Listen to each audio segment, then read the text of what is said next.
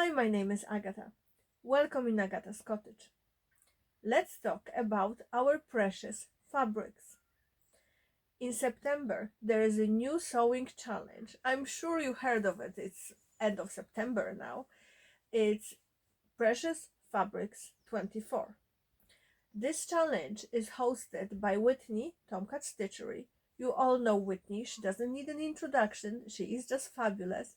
So I will leave the link to the kickoff video in the description box. Whitney invites us to join her in sewing some of our precious fabrics. There are certain rules about this challenge.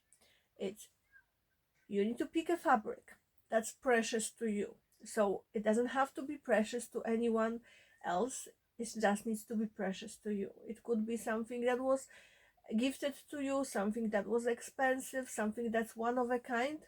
It's your decision. You need to make a garment in the month of September, so no old entries. You need to post on Instagram by the 30th of September 2024 using hashtag preciousfabric24 and tag Whitney at Tomcat Stitchery Carmel on Instagram. I will leave the link to the kickoff video and all the information available in the description below. Don't forget to tune in with my fellow vloggers. You could watch yesterday Teresa from Lost My Thread, and tomorrow it's turn for Natida, So Natural Dame. Both ladies are fabulous seamstresses and amazing vloggers, and I cannot wait to watch their videos. I'm very excited to see what they come up with. I don't want this video to be hours long, so let's start with my fabrics. As you might know, if you watch me by any length of time, I do have a big fabric stash. I would call it massive, but it's my curated collection, let's call it like that.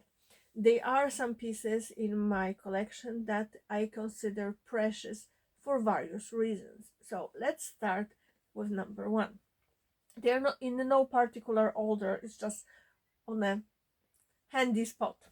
So this is a silky type fabric that I bought over 10 years ago.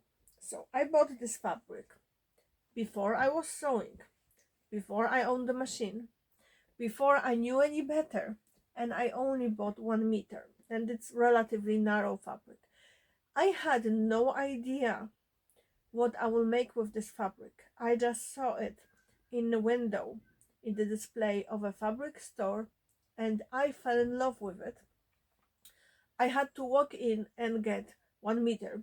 It wasn't particularly expensive. Like, I didn't think it was particularly expensive. It was something like 15 euro a meter. So I got only 1 meter, and I was thinking, I will make myself a scarf or something. But the time goes by, and the more scared I was of actually doing anything with it. And because it's silky, is not the easiest fabric to sew with. But I have a plan for it, but this plan needs to wait till spring. Because here in Ireland, we are in autumn season, it's cold, it's miserable, and there's no way I'm making something that's gonna wait another 8 months before I can even try to attempt to wear it. Fabric number 2 is this. So it's lovely crepe I got from my friend Alisa, Thoughtful Creativity. She sent it to me. It will be probably last year or 2 years ago. And both Alice and I absolutely love this fabric. We have around 2 yards here, and we can't agree on what to make with it. So idea is to make plain woven t-shirts for her and for me, because that would be sufficient with the yardage we have. However, as I mentioned, it's getting cold, so it's gonna wait till springtime, and then we'll make something fabulous with it. And I know that this fabric was, I think, in Joann's or Hobby Lobby, I'm not sure, but the thought, the love behind getting this fabric, the knowledge that leopard, like cheetah print, is one of our favorites, and the colors is just exactly what we love. And you know, all this love behind just makes this fabric even more precious to us. And I mean, as my daughter Alice and I, she feels that my stash belongs to her as well, so I'm not really allowed to use up some fabrics because she loves them as well. And in fairness, if she tells me that she loves something, I'm more likely to make something for her than for myself. There are a few exceptions, but majority of the time I will try to share with her. Next fabric is this. It's alpine fleece, so it's fluffy on the inside, and it has metallic pastel rainbow leopard or cheetah spots. I got this fabric last year as a early birthday gift slash Christmas gift from my dear friend Benita, and I loved it so much. So when she bought it in Carlo Fabrics, and when I was last time, and when I was there in January, I bought another meter. So both Alice and I can have a make with this fabric. We both love it so much, and I already know what I'm gonna make for us, and it will be in my plans for probably December, to have something nice and cozy to wear around Christmas time. Next fabric is this. It's a Visos Tll. I bought it in Poland. I think it will be 4 years ago. From the new company that was starting doing fabrics and stuff like that, and they had this fabric just designed for them. I got whatever remnant was available. I have slightly over a meter, and I absolutely love it. I'm planning to make just a plain woven t-shirt with it. Um, and I'm not gonna wait till spring because it's relatively decent weight. So I think it's 140 mg. So I'm gonna make something that I can wear with cardigan incoming autumn, hopefully. We will see how's the weather. The last but not least, the fabric that I consider precious but I didn't use in this challenge is this. It's absolutely stunning French terry. I also got in Poland. It will be three and a half years ago roughly. I just adore this print. It was done specifically for one shop that's no longer open, and so far I know you cannot get this specific print anywhere else. I have it on French terry and in jersey. I do have a plan for it. The new jumper, I think it's Holly's jumper by Petite Stitchery. So I'm planning to color block it with black, white and red, and basically stretch this fabric as much as I can because I'm gonna share this with Alice and potentially with Chris if I have enough. So now fabric that I consider the precious, the most precious of the fabrics I had. There is a story about this fabric. So over 2 years ago, I very badly sprained my ankle, and I was stuck on a sofa with very limited walking range basically and activity range for a good few weeks. It was middle of the summer holidays.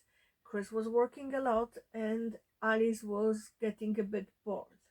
So we start watching Next in Fashion, Project Runway, and whatever else fashion clothing related we could watch together. She would go and play with her friends, etc., but still she spent a fair bit of day with me. In one of those programs, they were doing tie-dye.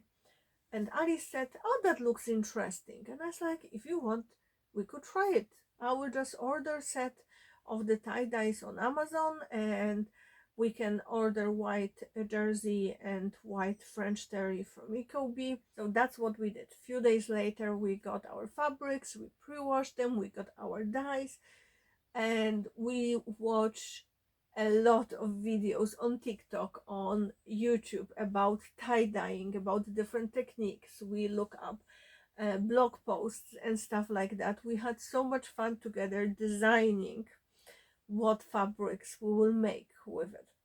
So we designed few, we made few. I will pop pictures here of some of them. So we did one for Alice that was like a pink, purple, and a bit of blue, kind of pastel, soft, her favorite colors at the time. We did one with yellow and green for t-shirts for Chris. We did that one for me, and we did one jersey where we did almost 2 meters, enough to have two t-shirts for her and for me, in something that meant to be fireworks. I'm not entirely sure that we made fireworks, but we had so much fun. And when I was thinking about the fabrics and I was going through what I wanted to pick, I spotted this fabric and I knew that's the winner, because it brought so many precious memories, so much fun, and so much joy. And I thought I have to make this fabric. So when I decided I'm gonna make something with this fabric, I went on the lookout for a perfect pattern. And then when I was searching through jumper patterns, because it's French terry, I realized that I don't really have enough of this fabric to make what I really wanted, like a hooded jumper. So I thought, okay, let's look further. And then Alice and I were talking about the patterns that we were planning to use up those fabrics for. And I thought, yeah, actually, that's a great idea. I will just go back to our original idea. So originally, we picked the pattern from October magazine from autumn 2014. So it's 5/2014. And I'm gonna show you the line drawings. Here are the line drawings, and that's the whole instructions. So you see they aren't very advanced, but in fairness, I made this type of jacket multiple times, so it wasn't that difficult. Here is how it looks like in the magazine, and we just thought it's so cheerful and colorful that this fabric will be perfect for it. So I decided, okay, I'm gonna cut into it, and I had to play a bit with the grain I was cutting the fabric on, because out of 1.2 meter of fabric I have that much left, basically. So as you see, I used up as much as I could. It has cuffs, it has very high color. I almost did it with the matching zipper on the top. It's not perfect, but that's fine. I switched pockets around, so I didn't like the shape of the pockets that were originally in the pattern. They were just too small, so I swapped them and I used the pattern pieces from the bomber jacket pattern from New Look that I made not so long ago. I will leave the link to my video with the bomber jacket down below if you would like to check it, but those pockets were much bigger and much nicer, and I thought that they would be perfect. And I used tutorial by Alisa from Thoughtful Creativity about inserting pockets into side seams so they are almost invisible. Mine aren't that almost invisible, but that's okay, because this make is a loungewear, so it's something that I will wear when I'm doing stuff with Alice, like playing board games, chilling out and watching another episode of Dr. Paul, or anything else animal related, or Project Runway or something like that, where we will paint together or play board games. So it's something that needs to be comfortable. I love how it turned out. What else I did with this pattern? So I considered adding a label at the neck, but I didn't want to because my neck is sensitive. So I thought that I will use one of the little rosy cheek labels, and I put it here as a patch. So to make it stay in place, I use tiny bit of hemming tape, and I just iron it, and then I just sew it around just to make sure it doesn't go anywhere. It goes very high to my neck, so I think I just messed something with the seam allowance on the top, but that's fine. I did size 48 from the October magazine, so it's 400 10 centimeters bust, a little bit below my measurements, but I knew that if I will go size up, it will be just too big, and it's perfect. I absolutely love it, and I'm so happy that Whitney created this challenge and I could participate. So if you haven't tried tie-dye, I highly recommend. It's great fun, especially with young kids. I wouldn't say little, but like 8, 10, 12. That's perfect age. You can have so much fun with it. Are you participating in Precious Fabric Challenge? Tell me about your precious fabrics. Thank you, Whitney, for inviting us to join in the vlogger tour for this challenge. It was fabulous fun. Happy sewing, and don't forget, clean your sewing machine and change your needle. Bye.